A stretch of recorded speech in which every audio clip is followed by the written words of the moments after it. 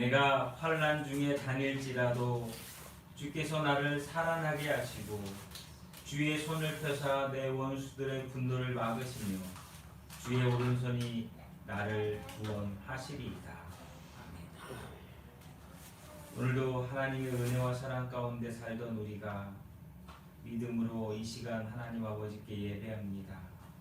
예배한 우리의 심령 가운데 위로와 평안을 주사 지난날 겪었던 많은 일들을 이 시간 기억하지 않게 하시고 하나님께서 새롭게 허락하실 은혜의 날들을 바라볼 수 있는 믿음을 허락하여 주시옵소서.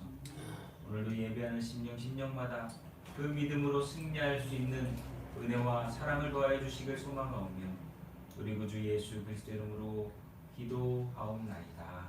아멘. 우리 다같이 찬송가 1장입니다. 만복의 근원 하나님.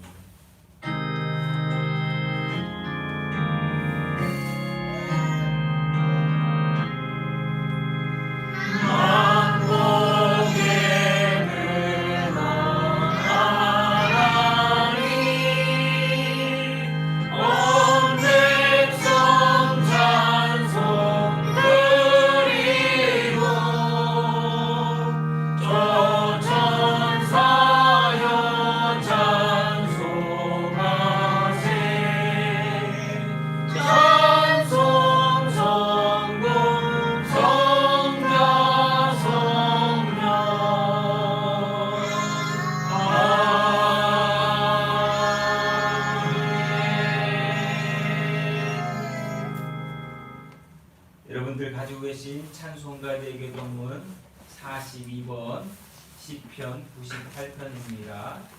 찬송가 대교동문 42번 시편 98편입니다.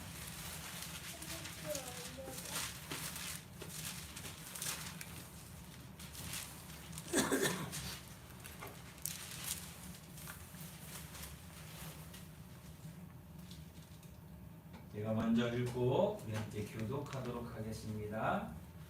새 노래로 여호와께 찬송하라. 그는 기이한 일을 행하사 그의 오른손과 거룩한 팔로 자기를 위하여 구원을 베푸셨음이로다.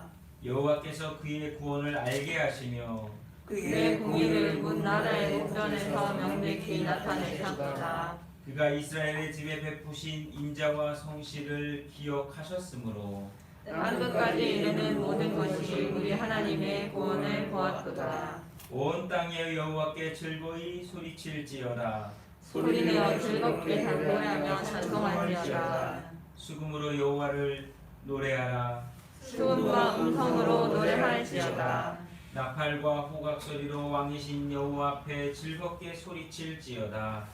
바다와 거기 충만한 것과 세계와 그 중에 거주하는 자는 다 외칠지어다. 여호와 앞에서 큰 물은 박수할지어다. 사랑이 함께 즐겁게 노래할지어다. 아멘.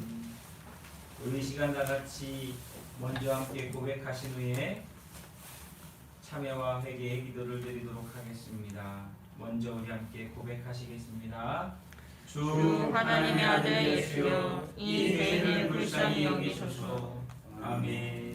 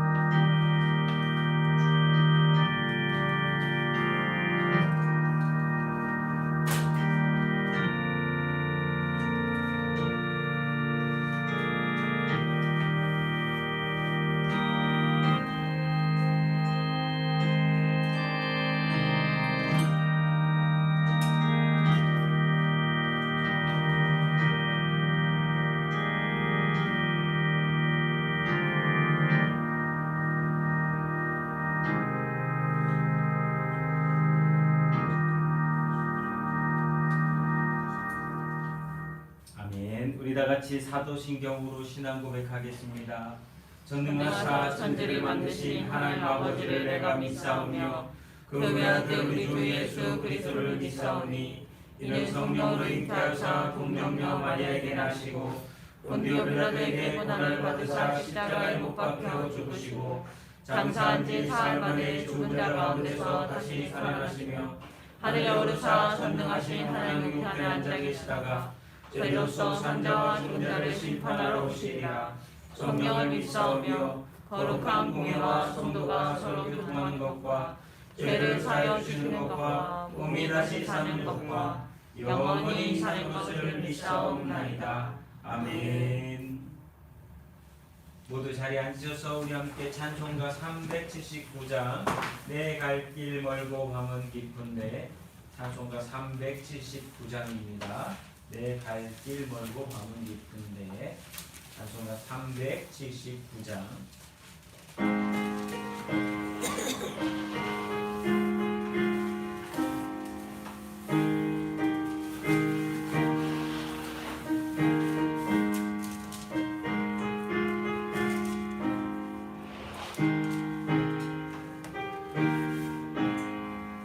내 갈 길 멀고 밤은 깊은데 빛 대신 주 저 보양심을 향해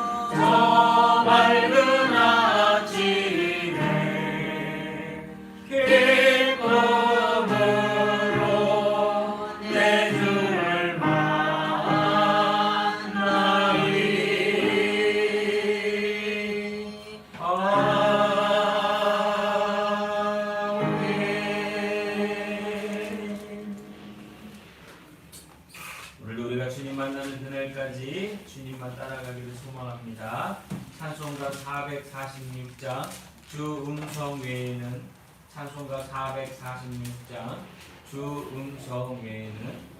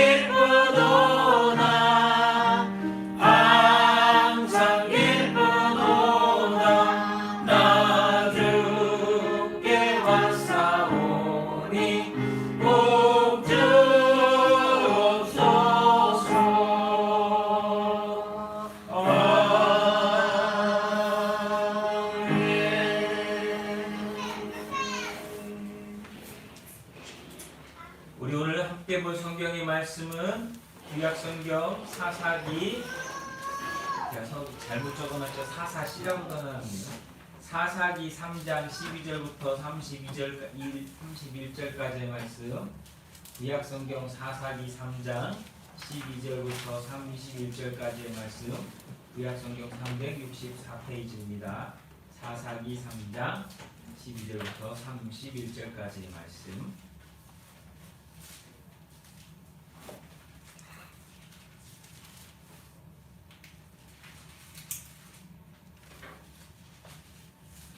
사사기 3장 12절부터 21절까지의 31절까지의 말씀을 우리 함께 찾아서 읽도록 하겠습니다. 사사기 3장 12절부터 31절까지의 말씀 함께 읽겠습니다.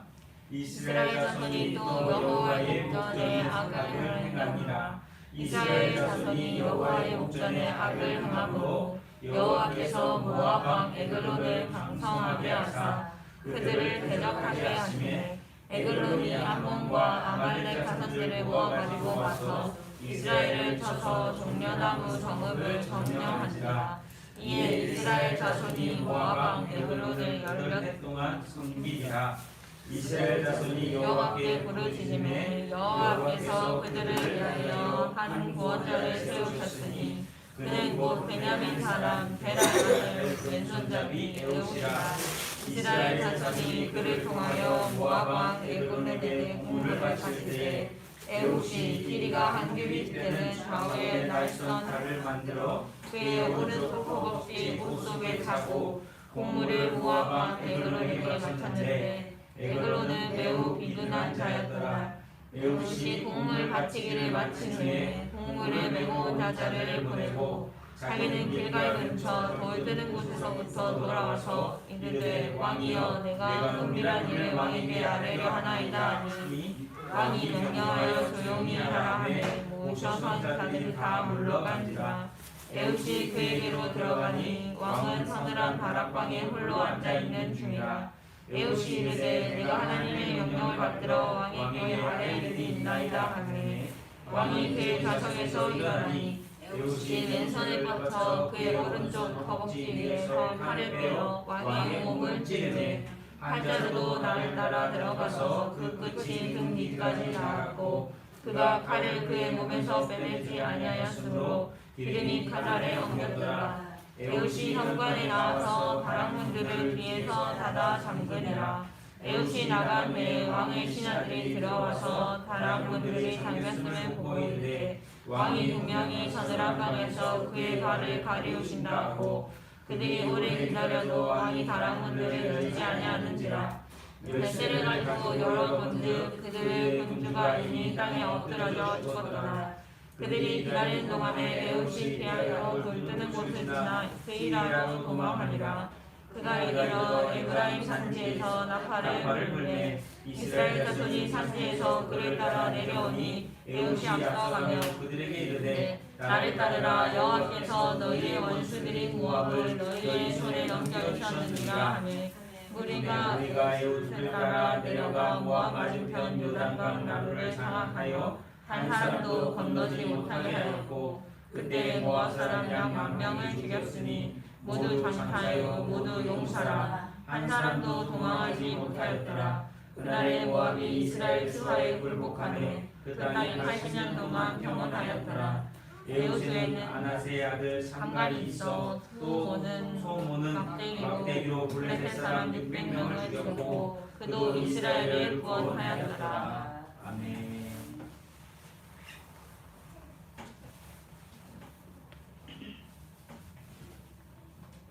기도하겠습니다.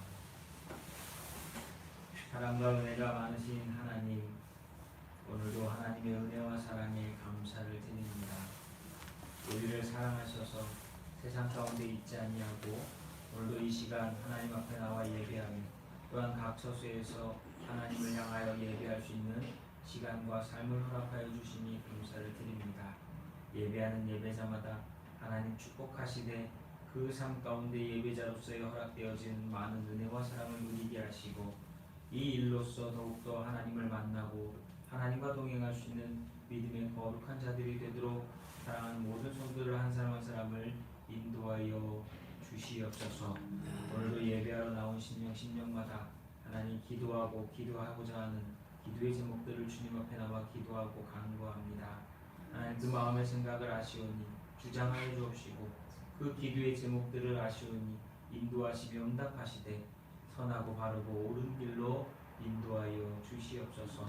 또한 우리 삶 가운데 있는 그 문제들을 내려놓게 하시고 하나님을 바라보며 하나님을 의지하며 하나님만 생각할 수 있는 우리의 삶이 되게 하시며 우리에게 맡겨주신 그 많은 일들 우리의 삶의 터전에서 감당해야 될 일들 하나하나 잘 해나갈 수 있도록 능력과 은혜를 더하여 주시옵소서. 특별히 사랑하는 성도들의 가정들이 있습니다. 한 가정 한 가정을 기억하여 주시고 한 사람 한 사람을 기억하여 주시어서 그곳에서 믿음의 가정으로서 더욱더 세워지며 맡겨주신 일들을 하나 되게 감당해 나갈 수 있는 가정들이 되게 하시고 그 일로서 삶이 하나님께 영광 돌림으로써 고백되어지는 감사가 넘치는 삶이 되도록 축복하여 주시옵소서. 또한 간구하옵고는 우리 사랑하는 빛교회 성도들 한 사람 한 사람이 정말 믿음의 이 영적인 공동체 속에서 더욱더 신앙이 자라가게 하시고 성장하게 하시고 변화되어지게 하셔서 우리의 믿음을 칭찬하시는 하나님의 음성을 들을 수 있는 귀한 성도들이 되게 하시고 이곳에서 우리가 하나님을 예배할 때마다 하나님께서 우리에게 부어주시는 그 은혜가 차고 넘치는 믿음의 성도, 믿음의 신앙생활이 될 수 있도록 우리를 주장하여 주시옵소서. 오늘도 주님 예배합니다. 말씀에 은혜 주시고 우리들 삶 가운데 있는 모든 문제를 내려놓고 이 시간 하나님 말씀을 의지하여서 말씀에 귀를 기울여 나아가는 시간 되게 하여 주시옵소서. 오늘도 함께하지 못한 성도들 하나님 기억하여 주시고 그 삶 가운데 주님의 은혜와 사랑으로서 덧입혀 주사 하나님을 예배하는 예배자로서 설 수 있도록 하나님과 더욱더 동행하는 믿음의 삶을 살아갈 수 있도록 맡겨주신 일들 삶의 자리에서 감당하는 능력들을 더하여 주시기를 간절히 바라고 원하오니 그들을 불쌍히 여겨 주시옵소서. 오늘도 예배하는 우리의 심령 가운데 부어주실 하나님의 은혜와 사랑과 성령의 충만함을 간절히 바라고 원하오며 우리 구주 예수 그리스도의 이름으로 기도하옵나이다. 아멘.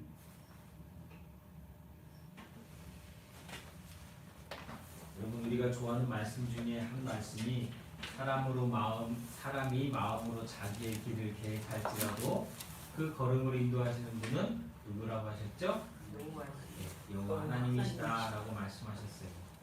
오늘 우리의 삶 가운데 그 한 걸음 한 걸음을 하나님의 은혜와 사랑으로서 잘 내디디시고 걸어나갈 수 있는 그런 믿음의 성도들이 되시기를 예수님의 이름으로 축복하며 부탁을 드립니다. 오늘 말씀의 제목은요, 하나님을 의지하라 그리하면 도우시리라. 하나님을 의지하라 그리하면 도우시리라 라고 하는 제목으로 사사기 3장 12절부터 31절까지의 말씀으로 함께 말씀의 은혜를 나누도록 하겠습니다. 오늘 말씀은 아마 여러분들 큐티하시는 그 말씀 가운데 본문 말씀일 텐데요. 우리가 보통 잘 아는 에훗과 삼갈에 대한 이야기입니다. 에훗이라고 하는 사사와 삼갈이라고 하는 사사에 대해서 오늘 성경은 우리에게 어떻게 그들을 하나님이 들어 쓰셨는지에 대해서 말씀하고 있습니다. 오늘 말씀을 이해하기 위해서는 가나안 정복 이후, 다시 말하면 여호수아와 그 백성들이 가나안 땅에 들어가서 정복 전쟁을 하고 난 이후에 역사의 스토리가 어떻게 되었는지를 좀 살펴보아야만 이렇게 되면서 지금 오늘 우리가 본 에훗과 삼갈이 나왔구나 라고 하는 것을 볼 수 있을 것입니다. 여호수아와 갈렙은요, 가나안 땅에 들어가 7년 만에 정복 전쟁을 마쳤습니다. 그리고 그 후에 25년이 지난 다음에 온니엘이라고 하는 사사가 일어나게 됩니다. 왜 그러냐면 메소포타미아 왕이 그들을 괴롭게 하였거든요. 이 일로 인하여서 이스라엘이 고통스러웠는데 이 메소포타미아 왕을 온니엘이 하나님께 쓰임받는 사사로서 그들 이스라엘 백성들을 구원합니다. 그리고 그 온니엘이 사사로 있는 그 후부터 40년간 태평한, 다시 말하면 평화로운 날들이 지속되었지만 여러분들 잘 아시는 것처럼 우리가 편안할 때는 믿음이 흔들리거나 시험에 들거나 타락하기 너무나 쉽지 않습니까? 이스라엘 백성들이 온니엘 이후에 40년간 태평하였지만 어느 순간부터인가 탈선하는 일이 벌어집니다. 타락하는 일이 벌어졌다는 얘기. 그 일로 인하여서 18년간 모압의 압제를 받게 됩니다. 다시 18년간 모압의 압제를 받던 그 순간에 그들의 고통을, 그들의 신음을 들으시고 하나님께서는 에훗을 일으켜서 자기 백성들을 구해 주십니다. 에훗이 사사가 된 제3년에 약속의 땅 100주년을 맞이하게 되는데, 그리고 이 짧은 기간 동안에 그들은 두 번이나 하나님의 구원하심과 하나님의 그 구원하심을 잊어버린 타락한 이스라엘 민족에 대해서 반복적으로 보게 됩니다. 그리고 이러한 놀라운 일들 속에서 우리가 좀 생각해 볼 것이 있다면 그것은 하나님의 크신 구원의 역사가 있었음에도 불구하고 타락과 구원하는 하나님의 이 일하고 계시는 일들은 악순환, 다시 말하면 인간이 죄를 짓고 그 죄 지은 인간을 하나님 불쌍히 여기셔서 구원하여 주시고 또다시 태평성대를 누리다가 또 죄를 짓고 또다시 구원하여 주시고, 이 일이 사사기 역사 속에, 그리고 지금 우리가 살아가는 이 시대 속에서도, 그리고 기독교 교회사를 통해서도 볼 때에 반복되어진다는 겁니다. 이걸 다시 말하면 이렇게 말할 수도 있습니다. 신앙의 부흥과 신앙의 타락. 이것이 계속 반복되어진다는 겁니다. 한 사람이 인생을 살아가는 데 있어서 계속 믿음으로 좋은 일만 하며 살아가는 것이 아니라 대부분의 많은 사람들은 하나님의 도우심 가운데 은혜 받았다 타락했다 은혜 받았다 타락했다 이 과정을 계속 반복한다라는 거예요. 왜냐? 인간의 죄의 결과와 그럼에도 피조물을 불쌍히 여기시고 구원하시는 하나님의 은혜와 사랑이 우리에게 계속되어지고 있기 때문이라고 하는 것입니다. 그렇다고 해서 하나님 어차피 우리를 죄 지으면 다시 우리를 불쌍히 여기시고 구원해 주시니까 나는 또 그렇게 죄 지어야지 이 얘기를 드리는 것이 아니라 우리가 그런 존재임을 깨닫고 하나님 앞에 어떠한 모습으로 살아가기를 다짐하고 생각해야 되는가, 믿음의 태도와 자세를 가져야 되는가에 대해서 우리는 한번 생각해 보자라고 하는 것입니다. 이스라엘은 온니엘 밑에서 40년간 태평생활을 보낸 후에 또다시 하나님을 잊어버립니다. 인간의 모습이 다 그런 것 같아요. 좋을 때가 있으면 더욱더 하나님을 잘 믿어야 되는데 더욱더 하나님을 의지해야 되는데 안 그렇더라는 거예요. 하나님은 이스라엘 자손의 악을 보시고 이번에는 모압 족속을 들어서 이스라엘 백성을 치게 하셨습니다. 그래서 이스라엘 백성들은 모압 왕 에글론에게 18년 동안이나 압제를 당하고 어려운 가운데 놓이게 됩니다. 평안할 때는 하나님을 잊어버리더니 힘들어지니까 그때서야 다시 그들은 하나님을 찾게 됩니다. 뭐 해달라고요? 살려주세요. 하나님 살려주세요. 우리의 신앙생활하는 모습과 너무나 닮아 있지 않은가 반문해 보게 됩니다. 그런데 긍휼하신 하나님께서는요 이스라엘의 고통을 보시고 새로운 사사를 세우셨습니다. 온니엘 이후의 사사가 바로 오늘 우리가 본 에훗입니다. 근데 그런 에훗에게는 특이한 점이 있습니다. 왼손잡이라고 하는 거예요. 왼손잡이가 뭐 특이한 건가요? 할 수 있지만 요즘이야 왼손잡이, 어쩌면 양손잡이, 운동선수들을 보면 오른손 왼손 다 쓰는 사람들도 있고 하지만 이 세상을 돌아가는 모든 것들의 흐름을 보면 다 오른손잡이 위주로 만들어진 세상을 살아가고 있어요. 문을 열 때도 오른쪽으로 돌려야 되고요. 드라이버도 잠글 때는 오른쪽으로 드라이버를 돌려서 잠그는 거예요. 사람들은 다 오른손잡이 위주로 되어 있는 이 세계 속에서 우리는 살아가고 있다라고 하는 것입니다. 근데 그런 세계 속에서 왼손잡이로 살아간다라고 하는 것은 많은 어려움을 보여준다라고 하는 거예요. 에훗이 왼손잡이라고 하는 것은 아주 특이한 점이고 그렇기 때문에 성경은 왼손잡이 에훗에 대해서 강조를 하고 있는 거고요. 어찌 보면 이 에훗에게 왼손잡이라고 하는 것은 약점이 될 수 있다라고 하는 거예요. 그들이 살아가는 그 속에서 그의 출신을 보면 더 그렇고 그가 해야 되는 일을 보면 더 불리했을 약점과도 같은 것이 바로 왼손잡이 에훗이었다라고 하는 것입니다. 그러나 하나님은 이런 왼손잡이 에훗을 불러서 이스라엘을 구원하셨다라고 하는 것이 오늘 우리가 봐야 되는 중요한 포인트라고 할 수 있습니다. 오른손잡이 가운데 있는 왼손잡이 에훗 어떤 느낌일까요? 여러분 이런 생각해 보시면 좋을 것 같아요.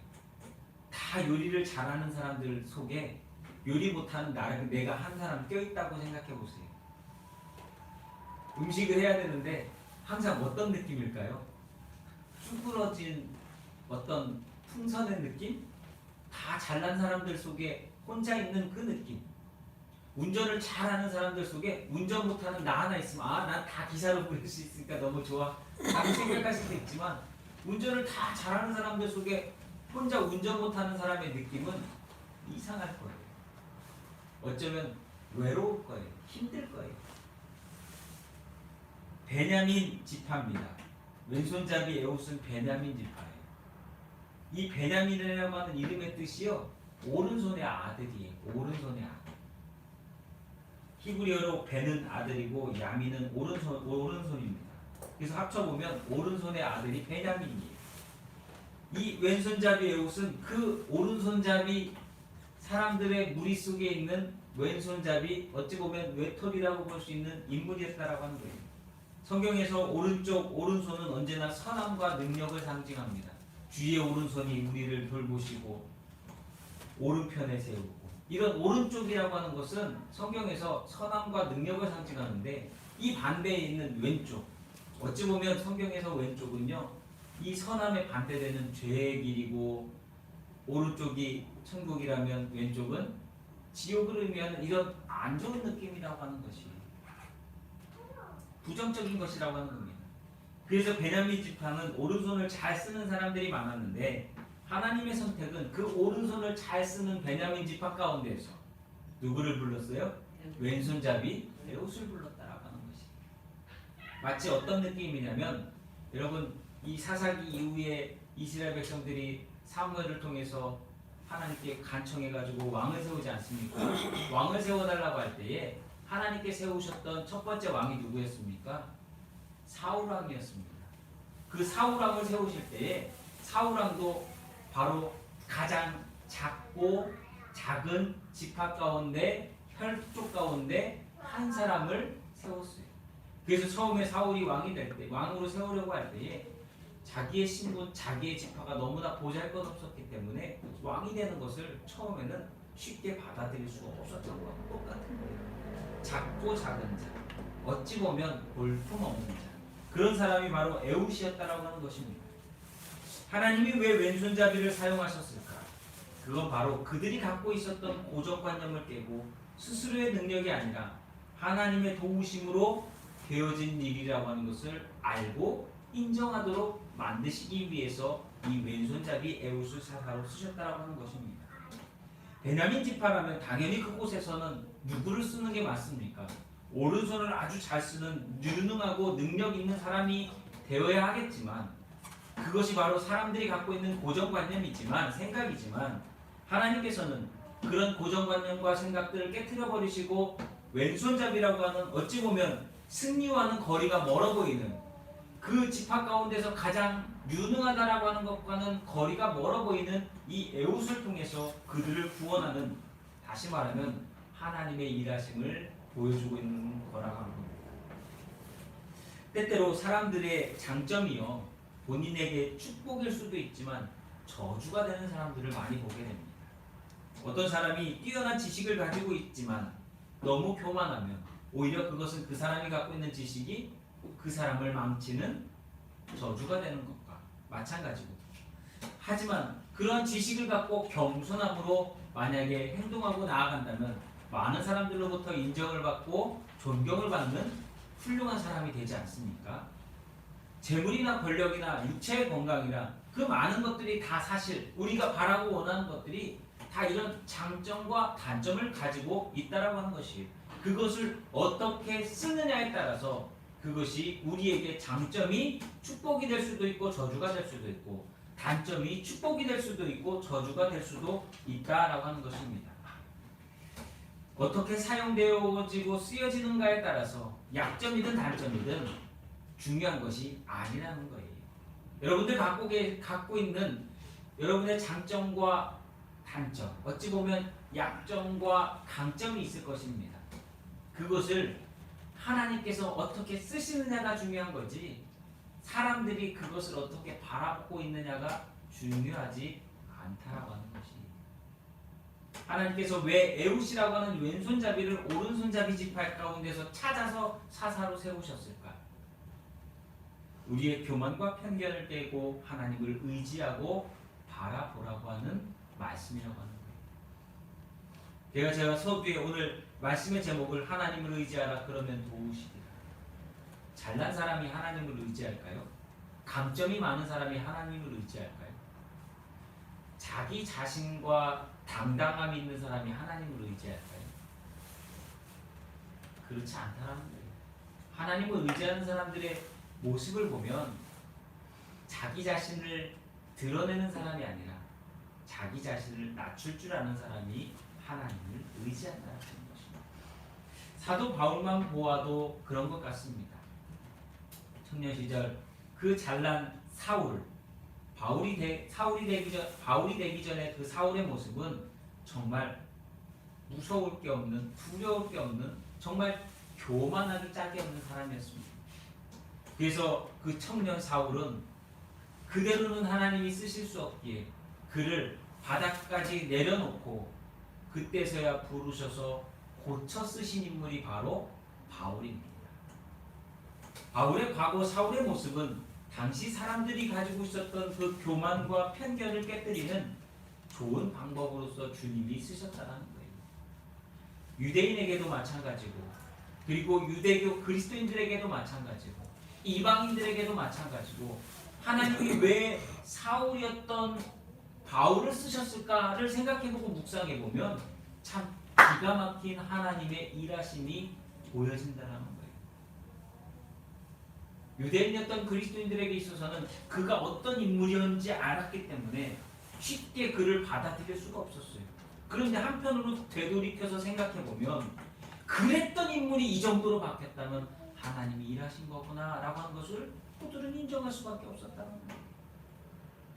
그러니까 바나바가 그 사울을 들어서 선교의 동역자로, 그리고 함께 일할 수 있는 인물로 섬기며 세웠던 바로 그 이유가 있다라고 하는 것입니다. 성경에서 쓰임받는 인물들과 사건은요, 대부분 여러분 하나님의 주권과 계획하심을 통해서 되어졌다라고 하는 것을 우리는 인정하고 알아야 될 줄로 믿습니다. 다시 말하면 저와 여러분이 살아가는 오늘의 삶 속에서 하나님의 주권과 계획하심을 인정하고 믿음으로 바라볼 때에 하나님의 일하심을 보게 될 거라고 하는 것입니다. 바울의 고백을 한번 볼까요? 고린도후서 12장 9절에 보면 나에게 이르시기를 내 은혜가 내게 족하도다. 이는 내 능력이 약한 데서 온전하여짐이라 하신지라. 그러므로 도리어 크게 기뻐함으로 나의 여러 약한 것들에 대하여 자랑하리니 이는 그리스도의 능력이 내게 머물게 하려 함이라.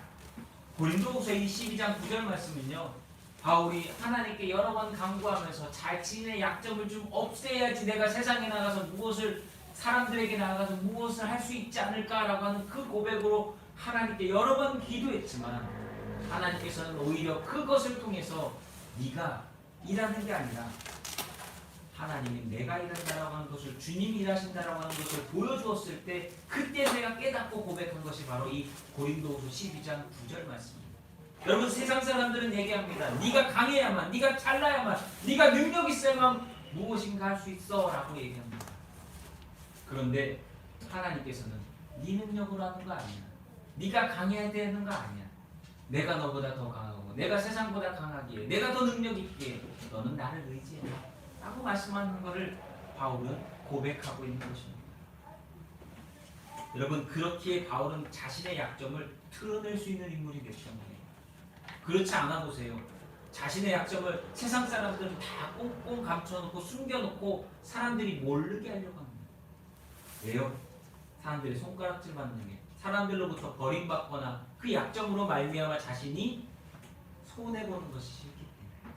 그러나 하나님의 사람들은 그 약점을 드러내고 오히려 그런 약한 나를 들어 쓰시는 하나님으로 말미암아 사람들에게 하나님의 살아계심을 증거하는 삶을 살아가는 존재가 되어야 한다고 하는 것입니다.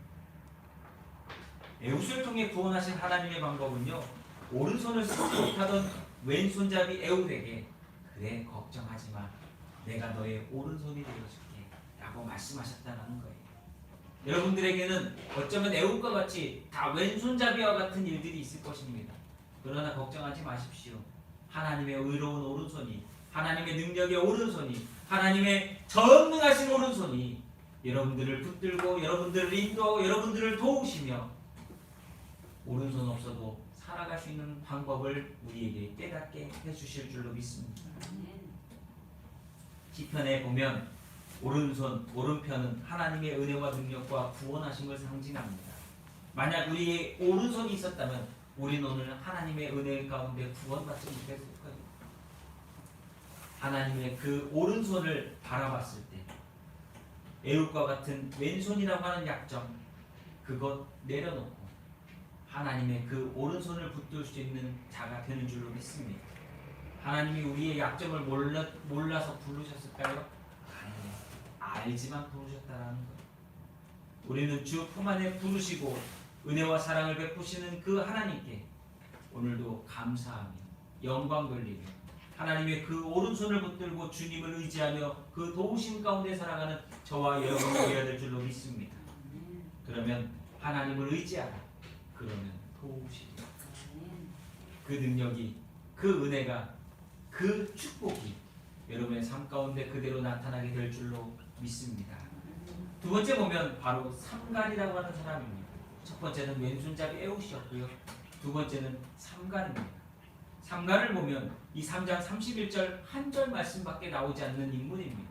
그럼에도 이 짧은 한 절 가운데 그가 했던 일, 그가 어떤 사람이었는지, 하나님께서 그를 어떻게 쓰셨는지 그 한 줄에 다 나와 있습니다. 신기하게도. 에웃 후에는 아낫의 아들 삼갈이 있어 소 모는 막대기로 블레셋 사람 600명을 죽였고 그도 이스라엘 사람을 구원하였더라. 끝입니다. 삼갈은요, 소 모는 막대기로 이스라엘을 구원한 인물입니다. 모세의 지팡이, 삼손의 당나귀 뼈를 보는 것 같은 이 소 모는 막대기, 어찌 보면 보잘것없는 이 막대기를 들어서 농부의 손으로 이스라엘을 구원하셨다라는 것. 이 말씀을 통해서도 우리가 깨닫게 되는 것은 하나님의 능력이 무엇이냐라고 하는 것을 보게 만든다라고 하는 거예요. 삼갈은 농부로서 소 키우는 사람이었습니다. 너무나 평범하고 특이한 것 하나 없는, 어찌 보면 보잘것없는 사람이었다라고 하는 거예요. 농부가 하는 일을 생각해 보면 다 아실 겁니다. 아침에 일어나서 밭에 가서 밥 깔고 농사 짓고, 그리고 밤 되면 집에 와서 소 밥 주고 염을 쓸어서 또 무어하고, 그게 그 사람의 일과입니다. 농사 때가 되면 농사 지러 나가. 그렇죠? 어찌 보면 너무 평범해 보이고 아무것도 아닌 것 같은, 누군가가 와가지고 부탁하면 나는 그냥 농부라서 할 줄 아는 게 없어요 라고 하는 이런 느낌의 사람이었다는 거예요. 그런데 어느 날 하나님께서 삼갈을 이스라엘의 구원자 사사로 불러서 쓰셨다는 거. 하나님은 평범한 사람도 쓰십니다. 하나님은 오늘 저와 여러분도 쓰십니다. 중요한 건 무엇이냐? 하나님이 부르셔서 쓰시려고 할 때 순종하느냐라는 거. 하나님, 저는 아무것도 없어서 못 쓰임 받겠는데요. 하나님, 저는 아는 게 없는데요. 하나님, 저는 건강하지 못한데요. 하나님, 저는 배운 게 없는데요. 하나님, 저는 보잘것없는 직장에 다니는데요. 그게 중요한가요? 오늘 성경을 보면 중요하지 않다는 거예요. 왜요? 농부의 손에 들린 막대기를 가지고서 하나님이 쓰셨다는 거죠. 하나님의 일하심은 우리의 갖고 있음에 있는 것이 아니라 하나님의 능력에 있기 때문입니다. 그가 평소에 가지고 다니던 소모는 막대기. 농부도 특이한데 싸움의 도구가 소모는 막대기였다니 사람들이 보면 웃었을 것입니다. 어쩌면 그 블레셋 군대 600명이 올 때에 삼갈이 소모는 막대기 들고 나가지고 이렇게 덜렁덜렁 들고 나갔다면 그쪽에서 쟤 뭐야? 이러지 않았겠냐고요. 그런데 우리 가끔 중국 영화나 이런 데 보면 싸움 잘하는 고수들은 아무것도 아닌 주변에 있는 도구를 딱 들어가지고 그거 갖고 따다다닥 다 물리치는 것처럼 그런 일들이 벌어졌다는 거예요. 소모는 막대기 하나 갖고 600명을 죽였다라는 거예요. 싸움에서 이겼다라는 것입니다. 농부를 싸움터로 부르실 때에 누구나 거부하고 변명할 것입니다. 저와 여러분을 하나님께서 부르실 때에 우리도 다 핑계대고 변명할 거리가 있을 거예요. 오늘 여기 계신 분들 누구라도 이 상황이면 분명히 제가 열이면 열, 혹시 한 명 있을지도 모르겠지만 열이면 열, 못 간다, 안 한다, 못 한다, 말도 안 되는 소리다, 그렇게 다들 말씀하실 거라는 거예요. 쉽게 예 제가 하겠습니다라고 대답할 사람이 별로, 아니 제가 여러분들을 폄하하는 게 아니라 저도 그렇다. 우리가 다 대부분 쉽게 하나님 말씀을 내가 이해되지 않으면, 내가 생각이 동의되어지지 않으면 다 그렇게 얘기할 거예요. 누구하고 비슷한지 아십니까? 마치 호렙산에서 하나님께서 모세를 부르시는데, 여호와 하나님께서 모세를 부르시는데 가시떨기에 불을 붙여가지고 보여주시면서 부르시는데 모세가 핑계, 변명, 이유되던 그 모습과 똑같을 거라는 겁니다. 그런데 더 자세하게는 알 수 없지만 농부인 삼가는 하나님의 부르심 가운데 순종해서 그냥 나갔다는 거예요. 뭘 준비해서 나간 게 아니라 뭘 잔뜩 해가지고 나간 게 아니라 부르심에 그대로 나가. 왜요? 부르시니까 그대로 나갔으니 평소에 들고 다니던 소모는 막대기 하나 들고 나갔다는 거예요. 그 부르심에 순종했다라고 하는 것입니다. 그리고 그 부르심에 순종했을 때 하나님은 600대 1이라고 하는 싸움을 이기게 만드셨다는 거예요. 뭐가 중요합니까? 하나님이 부르실 때 뭐 하는 게 중요한 거예요? 순종하는 게 중요하다는 것이에요. 하나님이 쓰실 수 없는 사람에게는요, 두 부류가 있다라고 생각합니다. 첫 번째는 너무 지나치게 자신만만한 사람을 하나님은 쓰시지 않습니다. 하나님보다 자기 자신을 더 믿기 때문에, 하나님을 의지하지 않기 때문에 하나님은 쓰시지 않아요. 이런 사람들 보면요, 대부분이 교만하거나 자만심이 가득하거나 고집이 아주 세거나 자기 생각에 빠져서 결코 하나님을 의지하지 않는 사람을 하나님은 쓰시지 않습니다. 그러니 하나님께서 뭐 하시지도 않을까요? 도와주시지도 않는다. 부르심에 쓰임 받기도, 믿음 생활도, 복음 듣고 구원 받기도 어려운 사람이 바로 지나치게 자신만을 생각하는, 자신에게 붙들려 있는 사람. 여러분들 주변에 보면 분명히 예수 믿으세요, 우리 신앙생활해요, 믿음으로 구원 받아야 됩니다 얘기해도 그래 알았어, 너 먼저 신앙생활하고 너 잘 믿어, 나는 내가 알아서 할게, 이렇게 얘기하는 사람들이 이런 분이에요. 지나치게 자신을 자만하고 교만하고 고집 부리고 자신의 생각. 두 번째는 지나치게 또 자신이 없는 사람들도 하나님이 쓰실 수가 없어요. 지나치게 자신이 없는 사람들은요, 무기력하고 모든 것을 포기한 사람입니다. 하나님이 부르셔도 반응을 하지 않아요. 가장 쉬운 예가 뭔지 아십니까? 생명이 없는 사람들은 하나님의 부르심에 반응하지 못한다라는 겁니다. 여러분, 죽은 사람들은요, 아무리 불러도 대답하지 않습니다. 왜요? 생명이 없기 때문에. 그런 사람들은 보통 제가 무슨 일을 하겠습니까? 하면서 오히려 하나님을 피하고 하나님으로부터 도망치는 사람들. 자신에게 주어진 삶과 능력을 포기하고 때로는 나는 이런 인간밖에 안 돼요, 나는 이런 존재밖에 안 돼서 아무것도 못해요 라고 생각하고 판단하는 사람들입니다.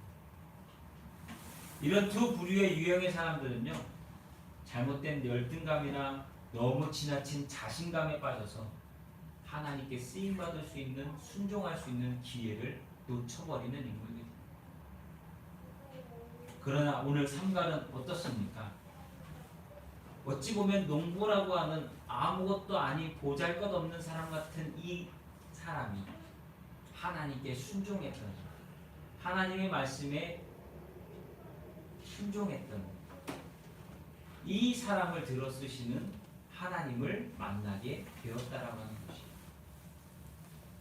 소모는 막대기를 사용해 이스라엘을 구한 하나님, 오늘도 저와 여러분의 평범한 것 같은 그 약점을 통해서도 하나님은 일하고 우리를 구원하시고 우리에게 은혜와 사랑을 베푸신다라고 하는 것을 우리는 인정하며 하나님을 의지하는 자들이 되어야 될 줄로 믿습니다. 하나님께서 부르심에 우리가 믿음으로 순종할 때에 하나님은 하나님의 일을 하십니다. 우리가 사람 앞에 내놓을 만한 것, 감추고 싶은 것을 구별하여 신경 쓸 때에 하나님은 그것을 신경 쓰지 않으시고 나를 부르셔서 순종하기만 하면 하나님의 일을 하신다는 거예요. 그렇게 이런 은혜와 경험을 해본 사람들은 자신의 약점을 오히려 드러내놓고 하나님께 감사할 수 있다라고 하는 거예요. 삼가는 지극히 평범한 농부였습니다. 그런데 그 농부의 손에 쥐어진 막대기로 이스라엘을 구원하신 그 하나님은 오늘도 우리를 부르시고 우리 또한 그렇게 쓰시겠다라고 우리의 삶 가운데 우리를 부르고 계십니다. 그렇다면 우리는 순종하면 된다. 우리가 믿는 하나님은요, 힘이 없으신 분도, 능력이 없으신 분도, 지식이 부족하신 분도 아닙니다. 모든 것을 알고 계시고 모든 것을 하실 수 있는 그 하나님께서 우리를 부르실 때에는, 우리에게 말씀하실 때에는 우리에게 해야 될 일이 있다면 그것은 순종하는 일뿐이라고 하는 겁니다. 우리의 삶의 자세와 태도는 하나님께 어떻게 쓰임받고 새로워질 수 있는가에 대한 많은 것들을 보여줍니다. 여러분, 인생을 하나님께 순종함으로, 다시 말해 믿고 의지함으로 하나님의 도우심과 경험을 할 수 있는 우리 모두 될 수 있기를, 우리 믿교의 성도들이 되시기를 예수님의 이름으로 축복합니다. 에웃을 쓰셨던 하나님, 삼가를 쓰셨던 하나님, 그리고 오늘 여러분을 쓰실 하나님을 기대하고 순종하는 자세로서 하나님을 의지하는 성도들이 되시기를 예수님의 이름으로 축복합니다. 기도하겠습니다. 하나님을 의지하라, 그러면 도우시리라. 하나님, 이 시간 회개합니다. 하나님을 얼마나 의지하며 우리가 살았는지 이 시간 회개합니다.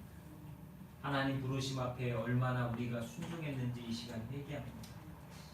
주여, 우리의 죄를 용서하여 주옵시고 우리를 불쌍히 여겨 주옵시고 우리가 하나님 말씀을 의지하여 순종하여 나아갈 때에 하나님께서 부어주시는 은혜와 사랑, 전능하신 하나님의 능력을 보게 하여 주옵소서.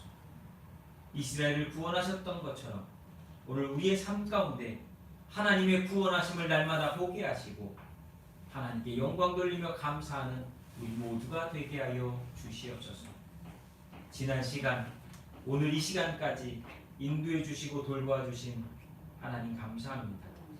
이 시간도 우리를 죄 가운데 구원하여 주시고 하나님의 자녀 삼아 주신 것 감사하며 이 시간도 예배할 때에 시간과 삶과 물질을 구별하여 하나님께 드렸습니다. 하나님, 우리 이 드린 손길들을 기억하여 주옵시고 받아주시고 더욱더 하나님을 의지하여 순종하여 살아가는 삶으로서 덧입혀 주시옵소서. 어려울 때에 주를 보게 하시고 괴로울 때에 하나님을 의지하게 하셔서 하나님의 역사 가운데 오늘도 구원하심을 보게 하여 주옵소서. 사랑하는 성도들의 가정이 있습니다. 사랑하는 성도들의 직장이 있습니다. 사랑하는 성도들의 부모가 있습니다. 사랑하는 성도들의 자녀들이 있습니다. 하나님, 축복하여 주시옵소서. 불쌍히 긍휼히 여겨 주시옵소서. 삶 가운데 구원하여 주시옵소서. 오늘도 우리에게 허락해 주신 인생 속에 하나님을 향한 감사와 영광이 넘쳐나는 삶이 되도록 축복하여 주시옵소서. 오늘도 감사합니다. 우리에게 허락되어진 이 시간 하나님을 만났사오니 또 우리에게 허락되어진 삶의 자리 가운데서 하나님과 동행하는 인생 되게 하시고 하나님께 영광의 찬송을 올리며 살아가는 우리 모두가 되게 하여 주옵소서. 오늘도 사랑하는 성도들을 축복하며 감사 기도하옵나이다. 아멘. 우리 찬송가 214장입니다. 나 주의 도움 받고자. 찬송가 214장입니다.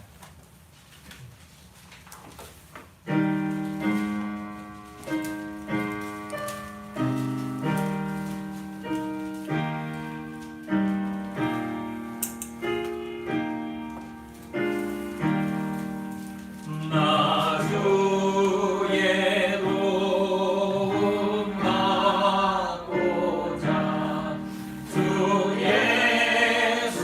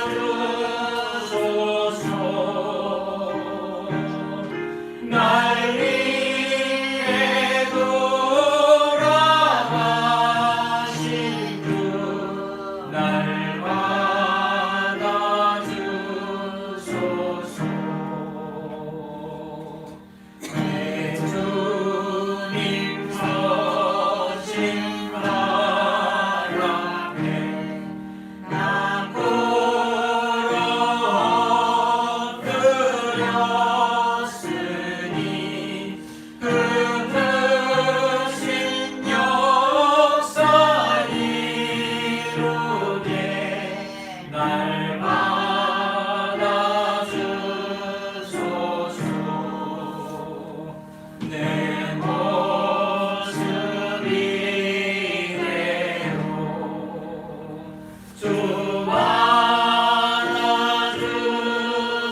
받아주소서.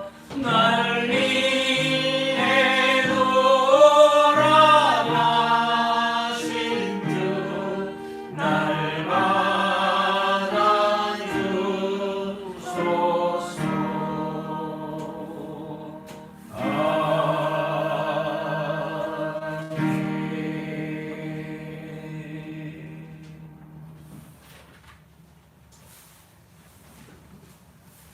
코로나 시대가 여전히 배고 있어서요.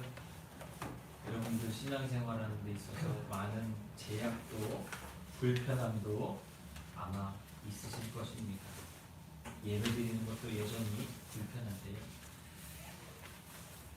이 일을 통해서도 일하고 계시는 하나님을 바라볼 수 있는 우리가 되어야 될 줄로 믿고 있습니다. 그리고 여러분의 삶 가운데 하나님이 함께하고 계심을 매일 말씀 보시면서 또한 삶 가운데서 또한 주님 전에 나가서 예배하시면서 그 은혜를 경험하시면서 풍부할 때 우리의 삶과 어려울 때 우리의 삶이 신앙생활에서도 어떻게 해야 되는구나, 어떻게 되어져야 되는구나 라고 하는 것에 대해서 조금 더 깊이 있게 생각하시면서 신앙생활할 수 있는 이 계기가 코로나 이때인 것 같습니다. 하나님을 의지하시고 도우시는 하나님을 경험하시는 매일의 삶, 은혜의 삶, 축복된 삶이 되시기를 예수님의 이름으로 부탁을 드립니다. 우리 다 같이 일어나셔서 파송 찬양하겠습니다. 주님 다시 오실 때까지.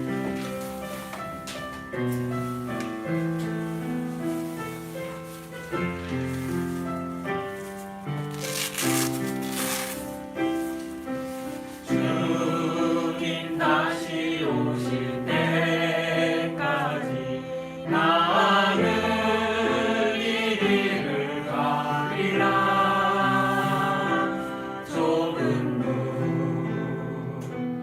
좁은 길